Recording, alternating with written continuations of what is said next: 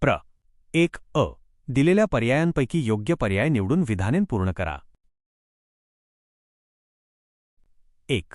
वर्धमान महावीर यांची शिकवण या ग्रंथातून मिळते. अ. उपनिषदे. ब. त्रिपिटके. क. आगम साहित्य. ड. संगम साहित्य. उत्तर क. आगम साहित्य. पूर्ण वाक्य. वर्धमान महावीर यांची शिकवण आगम साहित्य या ग्रंथातून मिळते. 2. भारतीय इतिहासांची सर्वात प्राचीन साधने म्हणजे? होय. अ. आरण्यके. ब. वेद. क. ब्राह्मण ग्रंथ. ड. उपनिषदे. उत्तर ब. वेद. पूर्ण वाक्य. भारतीय इतिहासांची सर्वात प्राचीन साधने म्हणजे वेद होय. ब. योग्य जोड्या लावा. गट अ. गट ब. उत्तर 1. लिखित साधने. अ. लोकगीते. ब. परकीय प्रवाशांनी लिहिलेले प्रवास वर्णने. 2. भौतिक साधने. ब. परकीय प्रवाशांनी लिहिलेले प्रवास वर्णने. क. नाणी, शस्त्रास्त्रे. 3. मौखिक साधने. क. नाणी, शस्त्रास्त्रे. अ. लोकगीते. ब. चित्र कोणत्या साधन प्रकारात मोडते ते लिहा. पहिले चित्र गुहाचित्र, शिलालेख. भौतिक किंवा लिखित साधन. प्राचीन काळातील कोरीवकाम, गुहाचित्र. दुसरे चित्र ताम्रपट, लिखित साधन. प्र. 2 अ. संकल्पना चित्र पूर्ण करा. इतिहासाची साधने. खालील 3 चौकोनांमध्ये इतिहासाच्या 3 प्रमुख साधनांची नावे येतील. 1. भौतिक साधने. 2. लिखित साधने. 3. मौखिक साधने.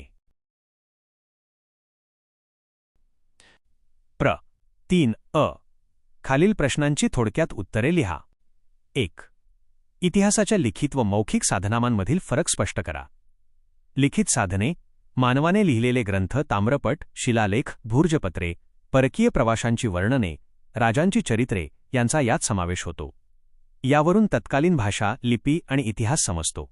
मौखिक साधने ओव्या, लोकगीते, लोककथा, पोवाडे, म्हणी जे पिढ्यानपिढ्या केवळ पाठांतराच्या माध्यमातून आणि तोंडी परंपरेने जपून ठेवले जातात त्यांना मौखिक साधने म्हणतात. 2. भौतिक साधनांची नावे लिहून त्यांचे इतिहासाच्या अभ्यासातील महत्त्व लिहा. नावे किल्ले, लेणी, स्तूप, नाणी, भांडी, दागिने, शस्त्रास्त्रे, वाडे. महत्त्व भौतिक साधनांमुळे त्या काळातील मानवी क्रियाकलाप, आर्थिक स्थिती, वास्तुकला, कक्षेचा दर्जा आणि तंत्रज्ञानातील प्रगती समजून घेण्यास थेट मदत होते.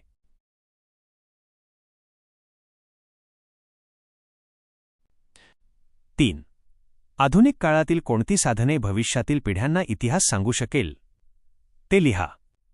आधुनिक काळातील audio video recordings, digital photographs, इंटरनेटवरील माहिती वेबसाईट्स, दूरदर्शनवरील माहितीपट, डॉक्युमेंटरीज आणि आधुनिक वृत्तपत्रे भविष्यातील पिढ्यांना इतिहास सांगू शकतील.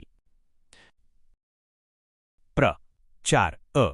एखादी जुनी वस्तू जसे मूर्ती, राजमुद्रा, नाणी, भांडी, दागिने, कागदपत्रे, खेळणी इत्यादींवरून मानवी जीवनातील बदलाची कोणती माहिती मिळते ते लिहा. उत्तर या वस्तूवरून मानवाची सामाजिक, आर्थिक आणि सांस्कृतिक प्रगती समजते. उदाहरणार्थ भांडी व खेळणी त्या काळातील लोकांची आवड-निवड आणि दैनंदिन जीवन दर्शवतात. नाणी व राजमुद्रा आर्थिक स्थिती, राज्याचा विस्तार आणि धातू विज्ञानातील प्रगती दाखवतात.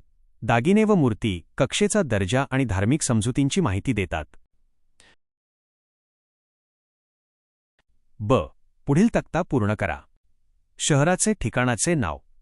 वस्तुसंग्रहालयाचे नाव. वैशिष्ट्ये. मुंबई छत्रपती शिवाजी महाराज वस्तुसंग्रहालय किंवा भाऊ दाजी लाड संग्रहालय. प्राचीन वस्तू, चित्र, नाणी आणि शिल्प यांचा संग्रह. पुणे राजा दिनकर केळकर संग्रहालय. एकाच व्यक्तीने गोळा केलेल्या दुर्मिळ हस्तकला आणि वस्तूंचा वैविध्यपूर्ण संग्रह. नवी दिल्ली राष्ट्रीय संग्रहालय, नॅशनल म्युझियम, विविध पुरातत्वीय वस्तूंचे संग्रहालय.